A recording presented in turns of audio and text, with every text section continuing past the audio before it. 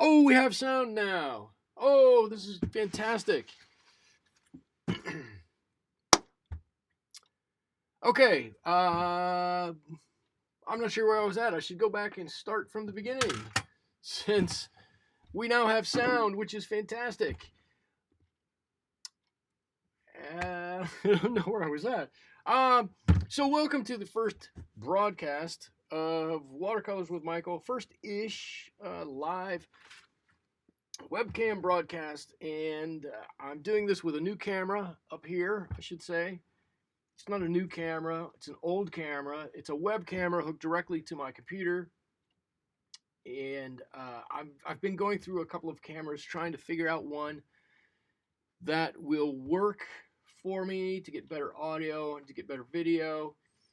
I'm trying to get one that doesn't cost a lot of money because I'd rather not spend my money on a camera, but I'd rather spend my money on some paints or brushes or paper and let you guys know more about them rather than a camera, which to me is not very exciting. And let's see, on my first one, since I live by the ocean, I thought I would paint a seagull.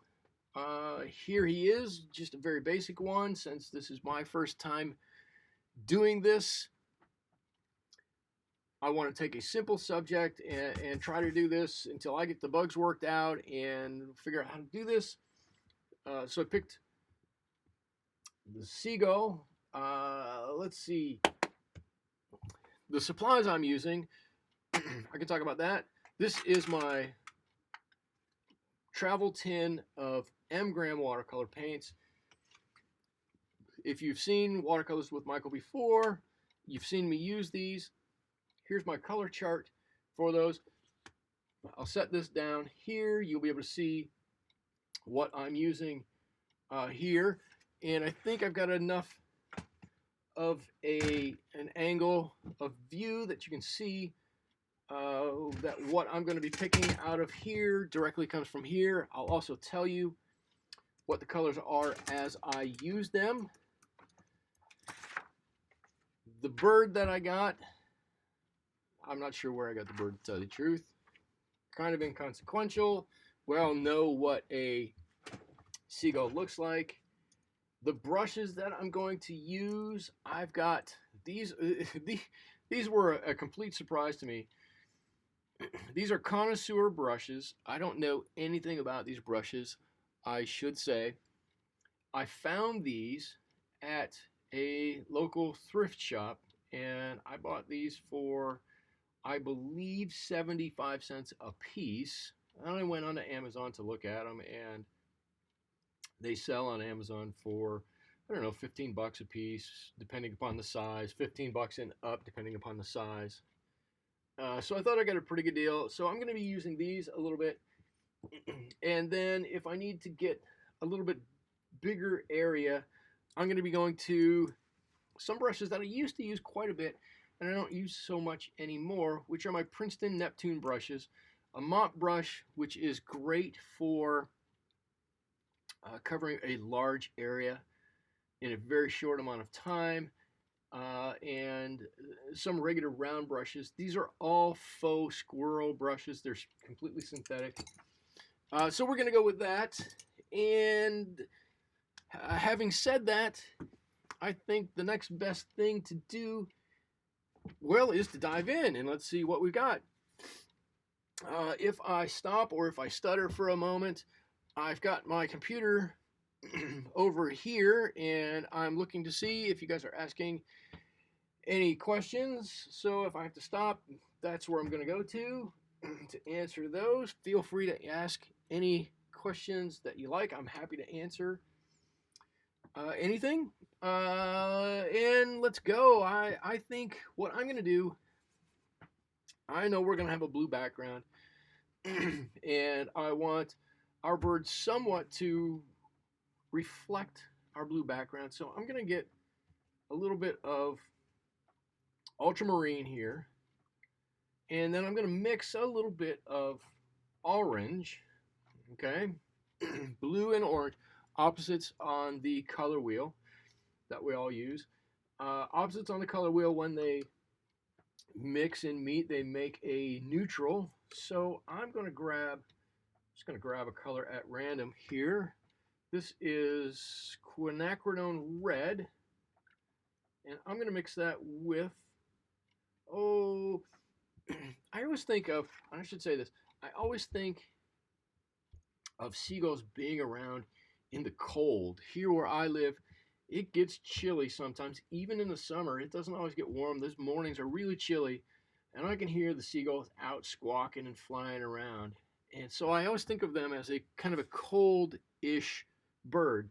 And so I'm going to use a cold yellow. I know I have red, which is a warm color, but I'm going to use a cold yellow, and that is my azo yellow here to help me make an orange with my quinacridone red. I'm just going to mix a nice bit of that.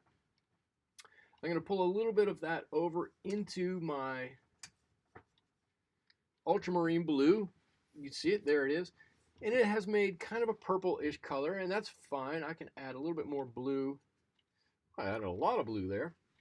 And add a little bit more and make that a kind of a nice, it'll always be a little bit of a purpley gray, but it'll be a nice gray. In fact, we could make it more gray if we added a little bit more yellow. There we go. That's a nice gray color for us. And I'm going to use that in a real thin amount to start adding some shadows onto this guy. So the first thing I'm going to do, I should say, I have a bigger brush. This is my number 6 connoisseur. So I'm going to add some in his eye area up here, just a little shadow around that eye. I'm not trying to be perfect with it, and I'm just looking at the picture for a little bit of direction. And on the bottom of his eye down here, I'm just going to kind of blend that out a little bit. It's got a hard edge in the picture, in our reference picture, but I'm going to add that on later. Right? And I can see when I get that on the paper, that's a little bit warm for me. So I'm going to add just a touch more blue in here and make that a bit colder. I've got an area under his chin I can just grab, just dab in there. That's a much better gray. To me, that's a cold, steely gray there. And I'm just going to come down. I'm going to pull down his right down the length of his chest, right down the length of his body here. And I'm going to layer that in. You can see my paint isn't all that thick. I'm just going to put some of this in. There we go. To the height that I wanted. I'm watching here to see basically how far I need to pull this paint. I'm going to leave a little extra room because I'm going to soften this top edge. And when I say I'm going to soften the top edge, I'm dipping my brush in the water. You can see me do it up in the top. And I'm just touching it to my cloth and just running it over this edge. If I get a small back run in my gray, I'm not going to worry about it. We're going to go over that with another layer. But if you dab it off a little bit when it's wet, I don't think you'll get a run. I rarely at this stage get a run, and I never at this stage, I shouldn't say never, but hardly ever worry about it. Okay, so we've done under his eye. I'm just going to change that color a little bit. Just going to add our new gray onto that, and that looks so much better. You add that little shadow on his eye, and he just looks like he's gotten a bit of an attitude right there. Okay, so now we're going to put some gray out here. I'm going to cheat on this. I'm going to use Payne's gray on there, and I'm going to add into my Payne's gray a little bit of my ultramarine. Payne's gray by itself is a nice gray. It's it doesn't have a whole lot going on, but it's not bad. It's okay. But in my opinion, if you really want to use Payne's Gray, you've kind of got to add something else to it to make it a gray that you're going to like. It's just, it's kind of a forgettable gray color if if that's a thing. It's not, I don't know, there's not a whole lot of life to it. It's not bad, but there's not a lot of life to it. And when you put it in your paintings, then you end up with something that is really just kind of it's just kind of there. You're like, everybody who looks at your painting is going to go, yeah, that's gray, all right. And that's may not exactly be what we want. We want people to look at our paintings and go, yes, that's it. That's what we want right there. All right, so I'm just blocking in a little bit of color. It looks completely mottled. It looks like a mess right there. I'm fine with that. I hope you're fine with that. We're going to come back and do some more stuff on here. I'm going to get into his tail here. There we go. And I'm leaving a little bit of a jagged edge here. I'm going to leave a little bit of a jagged edge on the other side. Too, he's got his white feathers that come in between there. We can see over in this picture, they're white at the tips. So we're going to leave them white over there. And while we're waiting for this to dry just a little bit, what is that? That's all right. That one's not. Don't like that one. While we're waiting for this to dry just a little bit, let's mix up a nice beak color for him. I don't know what a beak color is, but we're going to figure it out. I'm going to give him a little bit of a warm color. I'm going to start with gamboge, and I very much like gamboge. It's a fantastic color, and because we've used quinacridone red in the shading, even though it's not coming out as a red, I'm going to kind of stick to that same color and not expand the number of colors that we have here. I'm just touching in there. In fact, I'm going to get a little bit more gamboge, make this more yellow, just a little touch of that red in there, and that's going to give us a nice orange color. There we go, and I'm going to put that on for his beak. I'm just going to pull it on.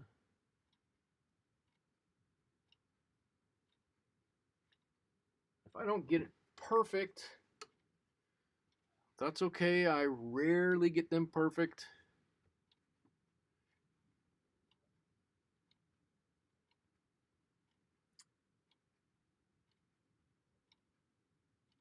There we go. Seems he's got a pretty big beak there. We'll work with it. Hello. Just put my hand in the paint. Seagulls do tend to have a pretty large beak. There it goes. They do tend to have a pretty large beak, so I'm not going to worry about it too much. My paint down here is drying out. Did I mention what paper I'm using? I don't know. I know I talked about my brushes. I know I talked about my paint. I don't know if I mentioned this is B paper that I got off of Amazon. It's okay. It's not my favorite paper in the world, but it's certainly not the worst paper I have ever used. I'm just going to wet this area a little bit to encourage a little bit of run here. So it's B paper. It's 140-pound B paper. And I think I got, it was pretty cheap when I got it. I think I got a 20, no, I think, you know what, I think I got a 50 pack of it. Now that I'm thinking about it, I think I got a 50 pack of this paper for $15 or $18. I know it was pretty cheap. Oh, here's my orange. I'll just put my orange in there. I know that it was pretty cheap I got a little bit more water on there. I should say I'm still a little bit nervous about this whole thing. Got a little extra water on there, but I'm not going to worry. I'm going to push it around.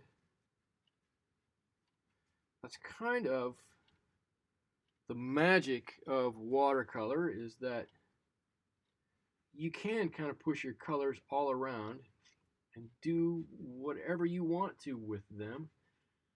That's kind of why I fell in love with watercolors. They're so, everybody says they're so hard, they're so difficult to work with, and I guess in some ways they are, but they're also completely enchanting, and so in a lot of ways they're so forgiving.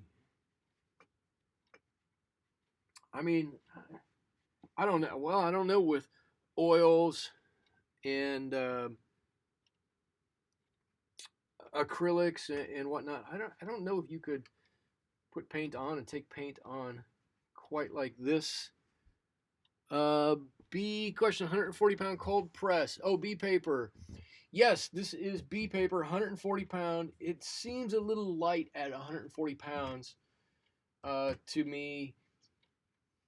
They claim it's 140. To me, it feels a lot more like 90 pound or so. In fact, let me do this.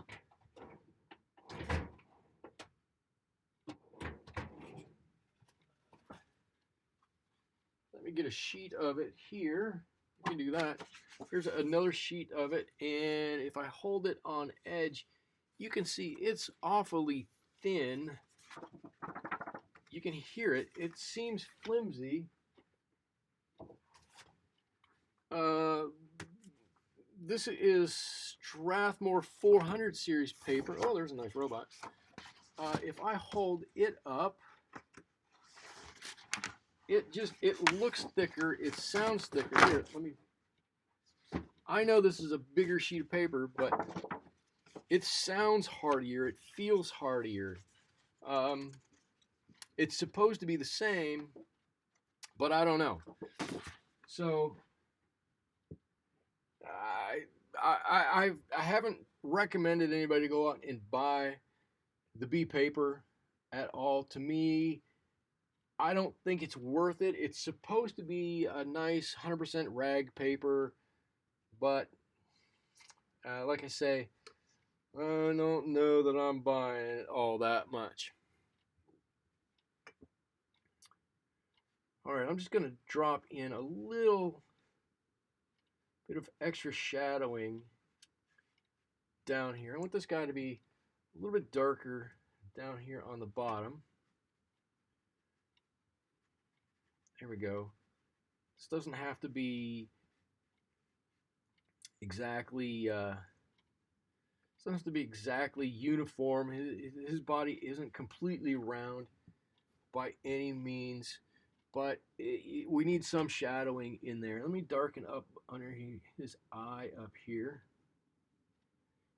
At this point, I'm doing this with this bigger brush. This might be a little bigger than I need. I think I can get away with it. Maybe I can't. I don't know. Thought I could get away with it. I'm going to get something really light here. I want to put some texture down his back. There we go. I don't want to have a completely smooth surface. I want it to be broken up a little bit in here. I'm going to leave the white down here for his feathers. There we go. Okay, now I'm going to come back up to his beak up here. I'm going to come back to my beak color. I'm going to add a little bit of orange oxide to it. It's an earth tone. It's kind of like a rust color, really. I drop down a brush size so I can get in here and do this with some semblance of touch. And I want to just take this all the way back here real gently. just so we can see that there's a little shape to that beak, that there's a little something there. What do we got to do? We got some stuff to put on his wings now. I'm going to go back to my ultramarine and Payne's Gray mix here. And I'm going to look here and just see what the lines are where his feathers come together. He's got some dark down here that comes up, and he's got a big line here. So I'm going to put a dark line here with my Payne's Gray. I'm going to pull that up a little bit, and I'm going to put a big line right in here. I'm going to put another one right up there, maybe a little bit more, and I'm going to make this quite a bit darker down there. And I just want to soften this edge up just ever so slightly, if I can do it.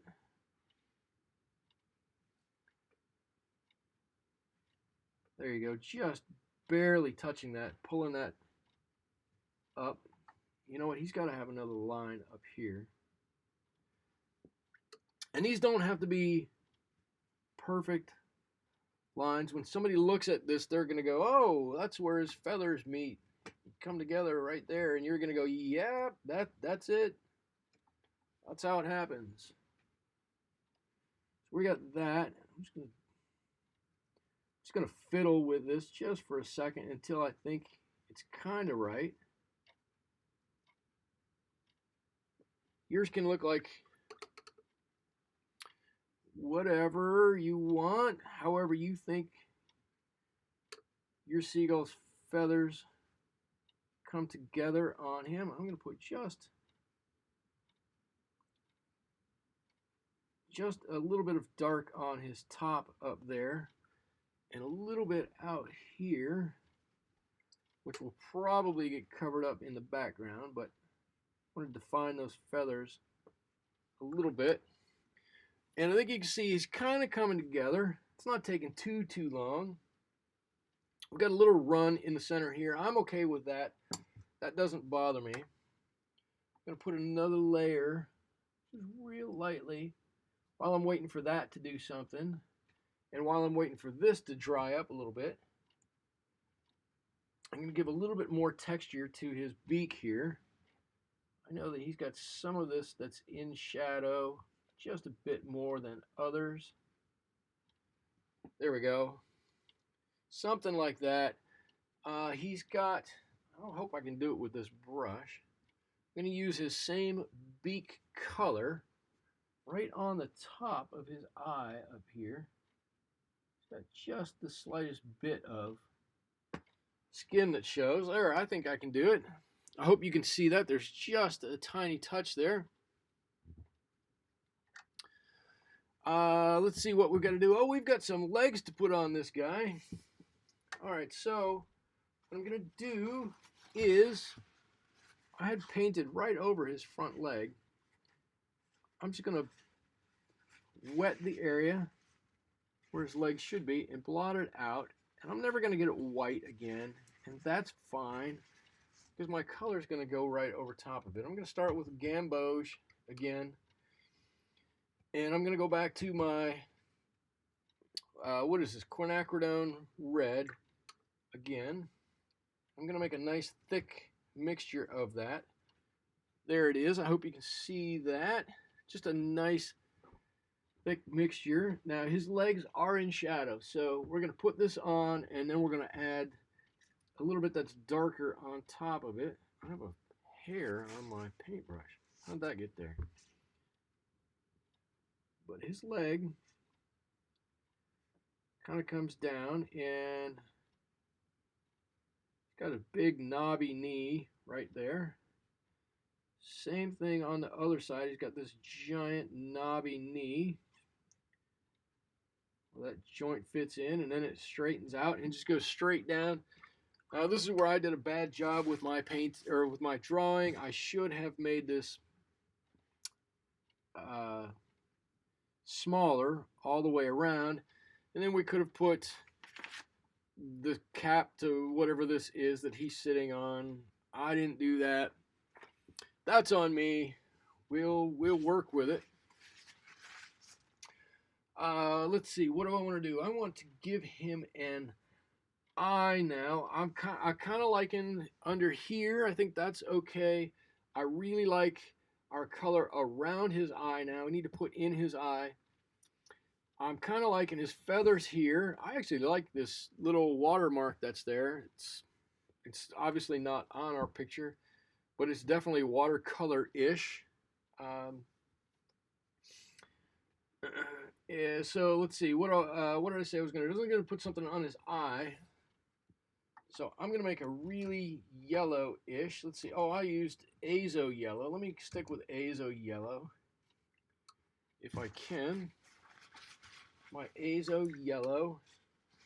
And I'm going to put just a little bit of, it might be a little too much, a little bit of my Payne's Gray in there. Like I said, it's okay to use Payne's Gray. It's a fine color, but I think it needs to be tempered with something else. But I don't want a bright yellow eye for him. I want a muted yellow eye. I'm just going to go in very carefully. Just put in most of a circle. It touches the top part up here, and we can't see all of it. And now as I'm looking at this, you know what I want on here really? I want some extra feather lines. So I'm going to keep using my short brush. I'm going to draw a few lines down here. I'm going to draw a few down here too. And I just want to, it's just going to add a little extra, I mean, it's not really a whole lot, but it's a little extra detail onto there. Let's see. Janet, thank you. Thank you for the encouragement. Saying I'm doing great. I feel like I've said like 100,000 times here, and I feel like I'm totally out of my element trying to do this live like this. And sometimes when I do a video normally with the camera, I'll feel rushed. I feel like I have to get it done in a certain amount of time. And I was hoping that doing it this way, I could take my time and do it as long as I wanted to, and I wouldn't feel that. And with my old camera, I had learned to kind of take a deep breath and push that away and keep going, and things were usually okay-ish. I feel like I'm being rushed now, and I'm not sure that another breath is going to take care of it, but I'll deal with that. I'll push through it. If this one isn't my best, we'll get to one that will be soon. All right, you know what? I didn't put much paint in his eye, and it's pretty small. Just looking to see where I should put his pupil, where he's looking. I'm hoping that's going to dry lighter than it is, but it's just a dot in the center there. And now we've got to tackle his legs. We can't tackle his legs quite yet because I can still see some shimmer and shine on there. So what we're going to do is we're going to go to a bigger brush that holds a bit more water. This one is the Princeton number 8. And I'm going to clear a little well here because we're going to fill that up with some paint. Let's see. I'm going to use Anthro Blue. And this is a blue. It's a bit deeper and darker than the ultramarine, and it's not quite as iridescent as a phthalo or ultramarine blue. It's not quite as iridescent as a phthalo blue. And we're going to put kind of a fun background on this, I hope. We're going to try anyways. So here's my anthro blue. I'm going to start on this because he's dry up here. I'm going to put it on right around him up here. And I'm immediately going to go back into some water and just grab that and let it pull that all the way out to the edge of the paper. I want it nice and dark right around him. And then I want it just to fade out everywhere else. You can get this nice and wet all the way out there. And what we're going to try to do is, yeah, it went on that little bit wet, and I got a hard edge underneath. I don't want a hard edge. I can put on a little bit more paint and let it flow out into that water now. There we go. And then I'm going to take a little bit more of that anthro blue, and I'm going to try to drop a few spots on there. Maybe not on him. Get that off. There we go. Got a few on him on that side. And I'm going to move this so I can do it over here. I'm going to do it on his top side. It's a little harder to paint on this side. Remember I said that little bit of gray would probably go away. It's going away right now. There you go. I'm just going to pull that right up over. Get my brush wet. Let all that paint pull out however it wants to.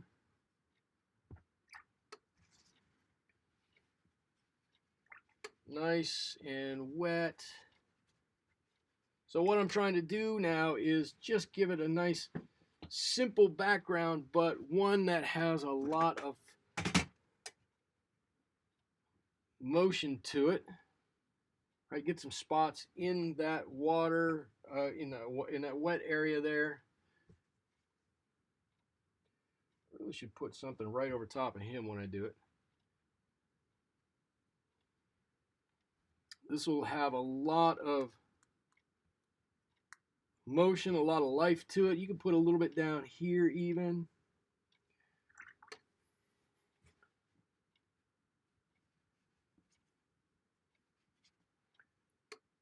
Ooh. There we go. All those splatters are just going to add, when you look at it, it's going to add a lot of oomph to this painting.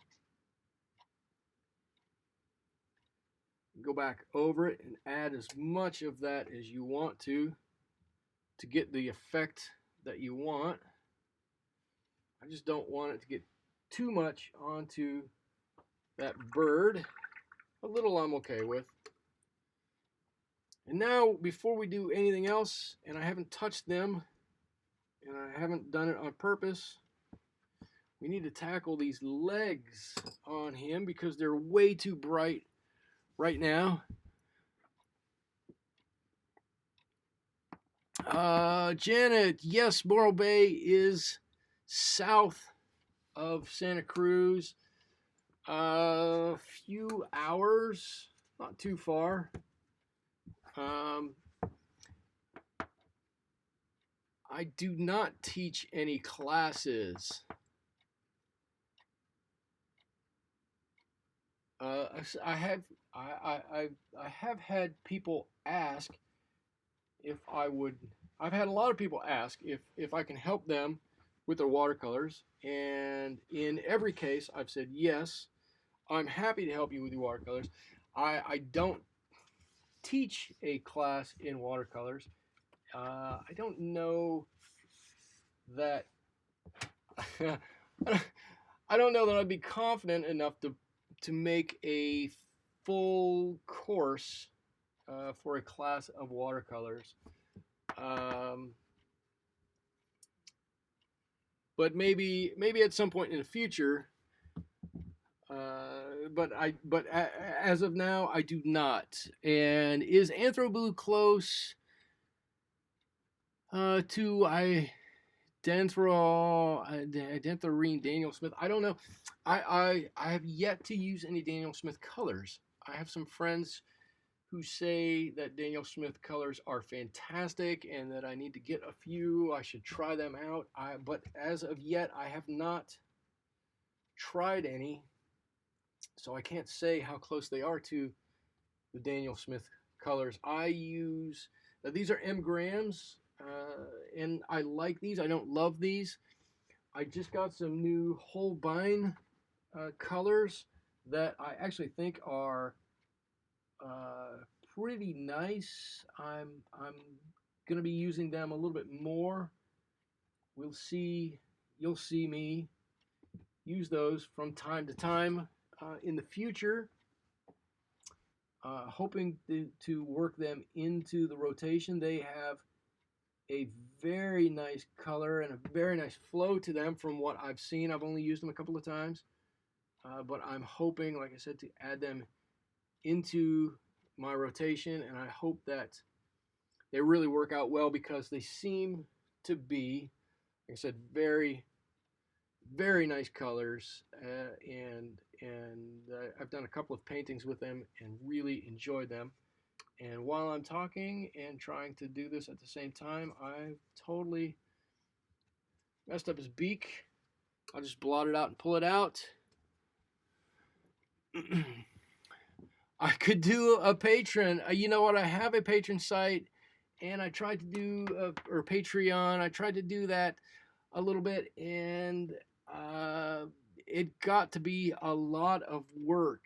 And I've got a normal job, plus I've got 2 kids running around the house, and this is what I do to relax. As I come out into my studio, and I do this, and I tried Patreon, and it just seemed like it was going to be a second job. And so I'm happy doing this. I come out and just do what I want a few nights a week, and I try to make one YouTube video a week. And for me right now, that's plenty. I don't think I need any more, but that's kind of always in the back of my mind. And I have some friends who are wanting me to do that. But for now, I don't know that I can work that into the schedule. All right, so what we have left to do is to tone down our legs here. And if I'm looking at our picture, we're mostly dry. I can set this over. Our orange is, from what we have here, completely all in the shade. So I'm going to go over them again with, I'm taking our leg color that we had previously made here, and I used our gray wing color that we had mixed up here and just put a little bit of that in, and you can see immediately that dulled it down. I haven't done this yet, but I'm hoping this is going to work for us, that when we put this on in a light-ish way, that it will dull those down a little bit, and he won't have such bright legs sticking out there, but we'll still have some of that orange luminosity under there, so we can see he's got some nice orange legs. Now I've done this, and I kind of want to wait for this to dry because it seems as though the color's good. To me, the color's good. The shading, it looks good as far as this goes, but it seems a bit bright to me. And we may have to live with that tonight because that's what we have, because I put the orange on and the orange was so bright underneath. But let's let that dry for a second. We got another question here. Yeah, retired with 2 grandkids next door, so you don't get any breaks until your grandkids go to school, and then you take a deep breath and relax for a second.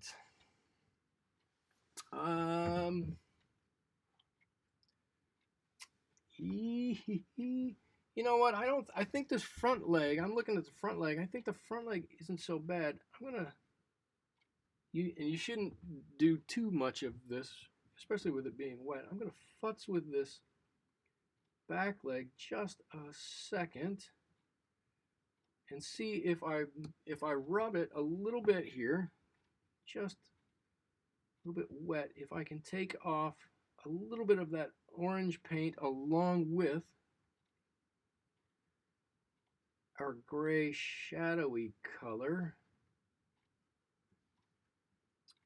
And then I'm going to put a little bit of the shadow back on. And doing this when it's wet is a little bit dicey.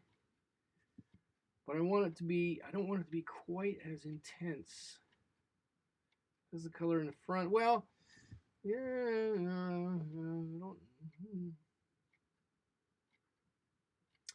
I don't know. I don't know, but I do know that if I continue to futz with it, I'm going to make it worse.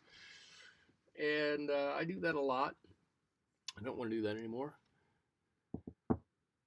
But that's it. I'm going to call that good. I don't know how long this video has gone on. Thank you for joining me. Those of you who are here, Carol, Janet, anybody else who stopped by, I hope you had a good time at least. I hope you got a couple of tips. And thank you for joining me on my inaugural live video. I'm glad I've gotten that out of the way. I'm going to sign mine right there. I hope you guys can join me again next time. I'm probably going to do this either every Friday or every Saturday night. Yeah, every Friday or every Saturday night, and that's going to be about it. So, again, thank you so much. I had a good time painting. I always have a good time painting. I hope you had a good time with me. Thank you so much. We'll see you later. Bye-bye.